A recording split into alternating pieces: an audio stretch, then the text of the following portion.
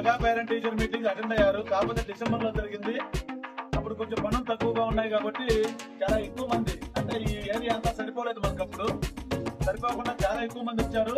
ఇక్కడ ఉన్న చాలా మంది గతంలో కూడా వచ్చి ఉన్నారు. ఆ పేర్లు నాకు చాలా క్లియర్ గా తెలుసు. మళ్ళీ వచ్చినందుకు సంతోషం. గతంలో మెగా పేరెంట్ టీచర్ మీటింగ్ జరిగినప్పుడు మనం మాట్లాడుకున్న సమయానికి పాఠశాల గురించి చాలా మంచిగా చెప్పుకున్నాము.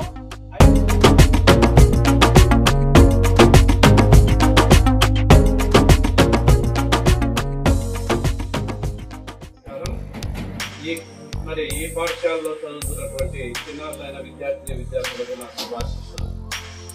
గత సంవత్సరం డిసెంబర్లో మనం ఒక తల్లిదండ్రుల సమావేశాన్ని మెగా పీటీఎంను జరుపుకున్నాం. ఈరోజు జరుపుకునేటువంటి మెగా పీటీఎం అనేది 2వ సమావేశం.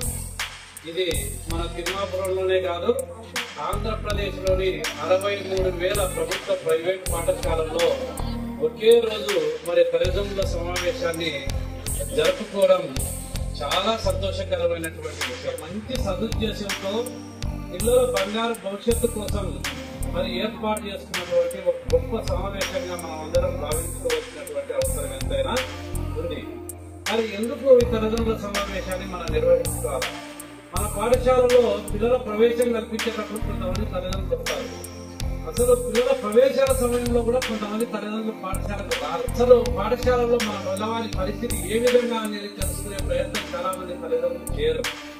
అందుకే మరి పాఠశాల మోడల్ స్కూల్ ప్రిన్సిపల్ గారికి, అలాగే మన మహానంది జెడ్పీటీసీ గారికి, ఎంపీడీఓ గారికి, ఎంపీఓ గారికి, ఈ మోడల్ స్కూల్ చైర్మన్ గారికి, ఇక్కడ హాజరైన ఉపాధ్యాయులకు, తల్లిదండ్రులకి అందరికీ నమస్కారాలు, పత్రికా విలేకరులకి నమస్కారాలు, అలాగే విద్యార్థులకు నా ఆశీస్సులు.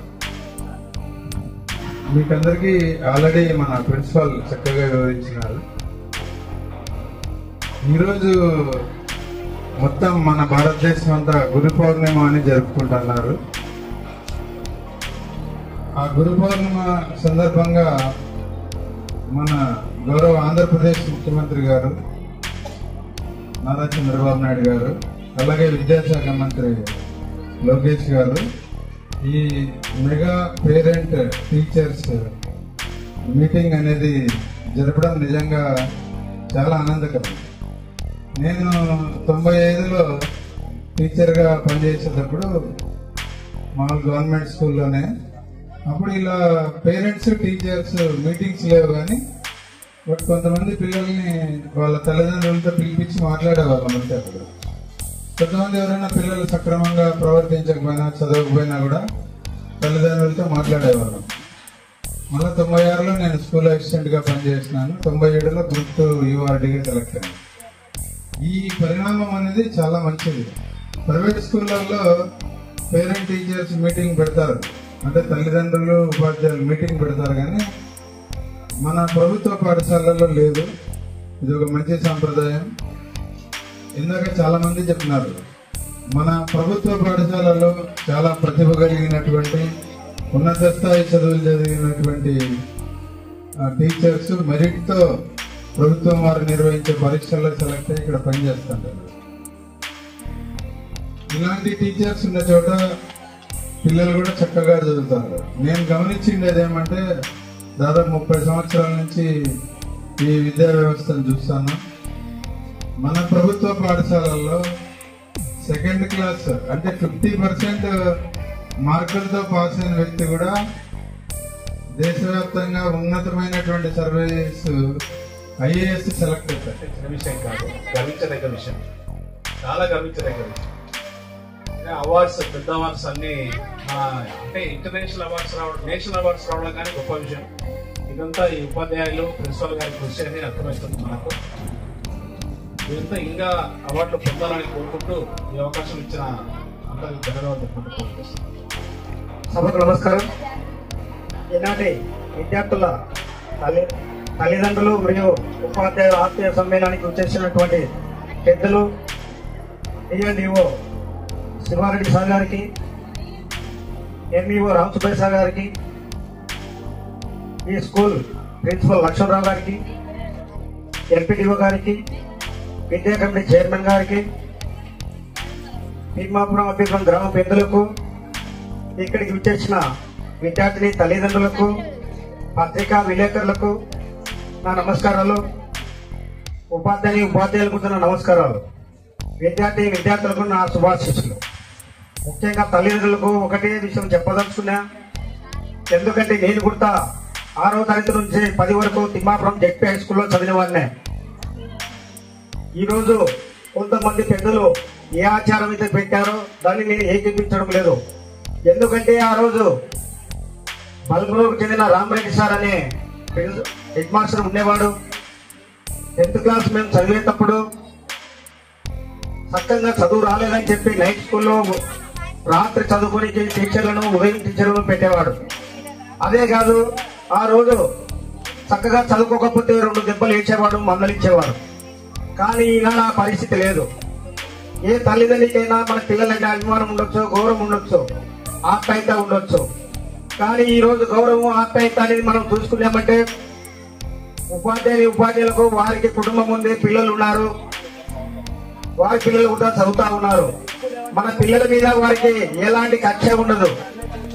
కానీ చక్కగా చదువుకోలేదునో, క్రమశిక్షణ లేదునో 1-2 దెబ్బలు వేస్తే తల్లిదండ్రులు చెప్తే వచ్చి మందలిస్తా ఉన్నారు.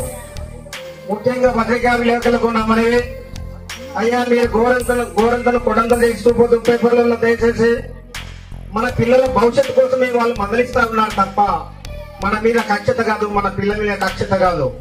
దీన్ని గమనించుకోవాల్సిందిగా తల్లిదండ్రులను కోరుతా ఉన్నా.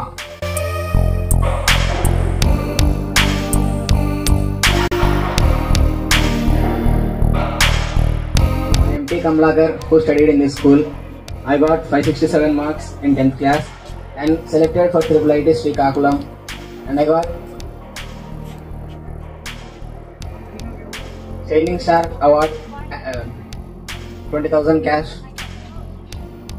It is honor to stand before you today as a student representative on this parent meeting occasion.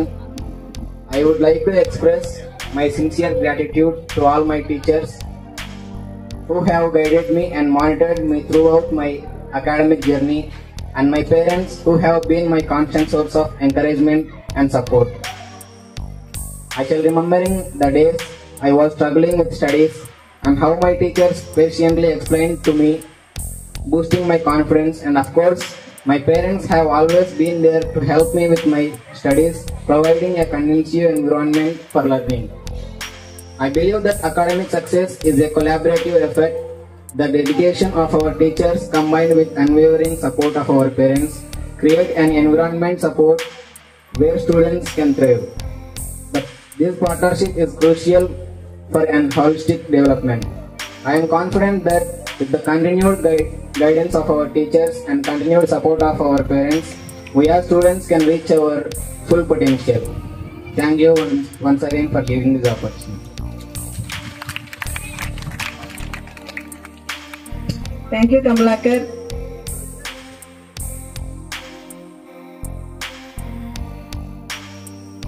మీ పిల్లల బంగారు భవిష్యత్తు కోసం ఖచ్చితంగా మీరు తీసుకోవాల్సిన బాధ్యత ఖచ్చితంగా ఉంటుంది. పొద్దున 9 నుంచి సాయంత్రం 4 వరకు టీచర్ల ఆధ్వర్యంలో పిల్లలు ఉంటే మిగతా టైం అంతా మీతోనే ఉంటారు. అయితే స్కూల్లో ఎలా చదువుతున్నారో వాళ్ళ క్రమశిక్షణ ఏంటని మీరు తెలుసుకోవాలి.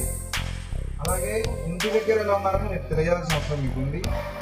ఖచ్చితంగా మీరు మీ పిల్లల బంగారు భవిష్యత్తు కోసం మీరు ఆలోచించి ముందు మీరు అడిగేస్తే వెనక మీ పిల్లలు కూడా అడిగేస్తారు. ముందు మీరు కళ సహకారం చేసుకుంటే మీ పిల్లలు ఆటోమేటిక్గా మీ మాట కాదని వినరు. స్కూల్ పిల్లలు ఒకదాంట్లో స్నానం చేస్తూ ఒకదాంట్లోనే బట్టలు పిండుకుంటున్నారు. కానీ ఇప్పుడు గ్రామ సచివాలయంలో మళ్ళీ డబ్బులు ఇవ్వకుండా అడిగినా అంటే అది ఎంతో మందికి మనసు రాదనమాట. మన దాంట్లో ఉపయోగించుకుందాంలే అడుగుతారు. కానీ మనకు అది గారికి నాకు సహాయం చేసినందుకు సార్కి మరోసారి ధన్యవాదాలు. కొందరు మనకి వీళ్ళు అవకాశంగా ఉన్నారు. కొందరు పిల్లలు వినియోగించాలా, తల్లిదండ్రులు కూడా వినియోగించాలా, పిల్లలందరినీ బాగా చదివించాలా. సార్లు చెప్పినది కూడా ప్రతి ఒక్కటి పిల్లలు వీని విడిచిపెట్టుకోకుండా బాగా చదువుకోవాలా పిల్లలు.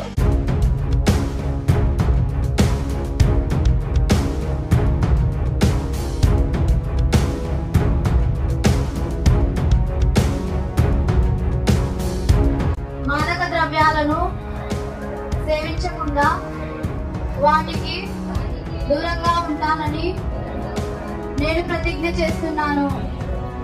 నా స్నేహితులను, కుటుంబ సభ్యులను మరియు ఇతరులను మాదక ద్రవ్యాలకు బానిసలు కాకుండా నిరోధించడానికి నా వంతు కృషి చేస్తాను. మాదక ద్రవ్యాల దుర్వినియోగానికి వ్యతిరేకంగా ప్రభుత్వం చేస్తున్న పోరాటానికి నేను పూర్తిగా మద్దతు ఇస్తాను. ఆరోగ్యకరమైన మరియు సంతోషకరమైన సమాజాన్ని నిర్మించడానికి నేను కృషి చేస్తాను. మాదక ద్రవ్యాలు వద్దు, జీవితం ముద్దు.